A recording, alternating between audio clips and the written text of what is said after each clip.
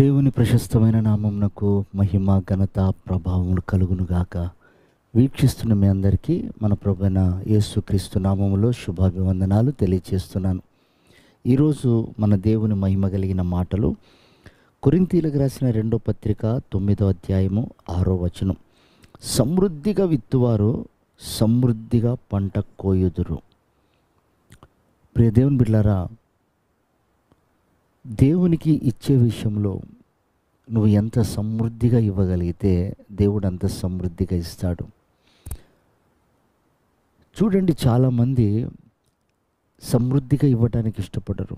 సణుగుతూ ఇచ్చేవాళ్ళు ఉంటారు, గొణుగుతూ ఇచ్చేవాళ్ళు ఉంటారు. దేవుడు దాన్ని అంగీకరించట్లేదు. సమృద్ధిగా ఇవ్వడం అంటే మనస్ఫూర్తిగా శ్రేష్టంగా దేవునికి ఇవ్వగలగాలి.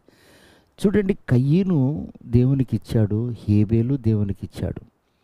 కానీ హేబేలు శ్రేష్టమైంది నిండు మనసుతో ఇచ్చాడు. అతడు దీవించబడ్డాడు, అతడు ఆశీర్వదించబడ్డాడు, అతడు అంగీకరించబడ్డాడు. అదే పొలము, అదే సంపదన, అదే దేవుని కృప కయ్యూనికి ఉంది. కానీ అతడు శ్రేష్టమైంది ఇవ్వలేకపోయాడు. సణుగుతూ ఇచ్చాడు, నిర్లక్ష్యంగా ఇచ్చాడు, ఏదో ఇవ్వాలి కనుక ఇచ్చాడు. అతడు అంగీకరించబడలేదు, అతని అర్పణము అంగీకరించబడలేదు. ప్రియమైన దేవుని బిడ్డలారా, నిండు మనసుతో సమృద్ధిగా విత్తడం అంటే నిండు మనసుతో. చూడండి, సారెపతి గ్రామంలో విధవరాలు ఆమె యొక్క కలిగిన కొద్దిలో సమృద్ధిగా ఇచ్చేసింది. ఏమాత్రము అభ్యంతరపడలేదు, ఏమాత్రము సనగలేదు, ఎంత మాత్రము నిరుత్సాహపడలేదు. ఆమెకు కలిగింది సమృద్ధిగా ఇచ్చింది. అప్పుడు ఆమె సమృద్ధిగా పోషించబడింది. ప్రియమైన వారలారా, ఒకరోజు కానుకల పెట్టె దగ్గర దేవుడు నిలబడి, మీ అందరికంటే ఈమె సమృద్ధిగా చేసింది, మీ అందరికంటే ఆమె ఎక్కువగా దీవించబడిందని దేవుడు చెప్పాడు. ఎలాగనంటే, మీరు కలిగిన దాంట్లో నుంచి తీసిచ్చారు, ఈమెకు కలిగినవన్నీ ఇచ్చింది అన్నాడు దేవుడు. ప్రియ దేవుని సంగమా, ఆయనకంటే మనకు గొప్పవారెవరు లేరు. ఆయనకంటే ఎక్కువగా మనకి ఏదీ లేదు. మనము ఎంత ఇచ్చినా ఆయన మన పట్ల చేసిన త్యాగానికి తక్కువే. అలా అని ఉన్నదంతా ఇయ్యమని కాదు, సణుక్కుంటూ ఇయ్యమని కాదు.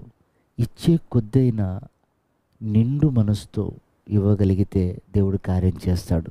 చూడండి, ఒకరోజు అననీయ సప్రియ దీవించబడి ఆశీర్వదించబడిన తర్వాత దేవుడు సమృద్ధితో నింపాడు. కానీ వాళ్ళు ఇచ్చే క్రమానికి వచ్చేసరికి కొంత దాచుకొని ఇద్దామని వారి వారి మనసుల్లో సణుక్కున్నారు, ఇవ్వటానికి ఇష్టపడలే. తీరా ఆత్మపూర్ణుడైన దైవ సేవకుని దగ్గరికి తీసుకొచ్చి, అయ్యా ఇదిగో నీకు ఇస్తున్నామని ఇచ్చారు. అప్పటికి అన్నాడు, మీకు ఉన్నది ఇదేనా అని. వాళ్ళు అబద్ధం ఆడారు. అక్కడ మరణం సంభవించింది. ప్రియమైన వారలారా, ఈరోజు ఆత్మీయ మరణం, ఆశీర్వాదం ఆగిపోవటానికి కారణం, ఒకవేళ దేవుని దగ్గర ఇచ్చే విషయంలో, సమృద్ధికి ఇచ్చే విషయంలో మనం అలా బొంకుతున్నామేమో, అబద్ధమాడుతున్నామేమో. నాది నాకు ఇచ్చి మీరు నన్ను శోధించండి అన్నాడు దేవుడే. ఆయనది ఇచ్చిన తర్వాత మనం శోధించవచ్చు. కానీ అది పూర్ణ హృదయంతో ఇస్తున్నామా, నిండు మనసుతో ఇస్తున్నామా, సణుగుతూ ఇస్తున్నామా, శోధించాలి అని ఇస్తున్నామా? ఒకసారి అర్థం చేసుకోండి. కనుక సమృద్ధిగా విత్తువాడు సమృద్ధి పంటను కోస్తాడు. అలాంటి అభిషేకం ప్రభు మనందరికీ అనుగ్రహించి ఆయన రాకడికి మనల్ని సిద్ధపరచును గాక. ఆమేన్.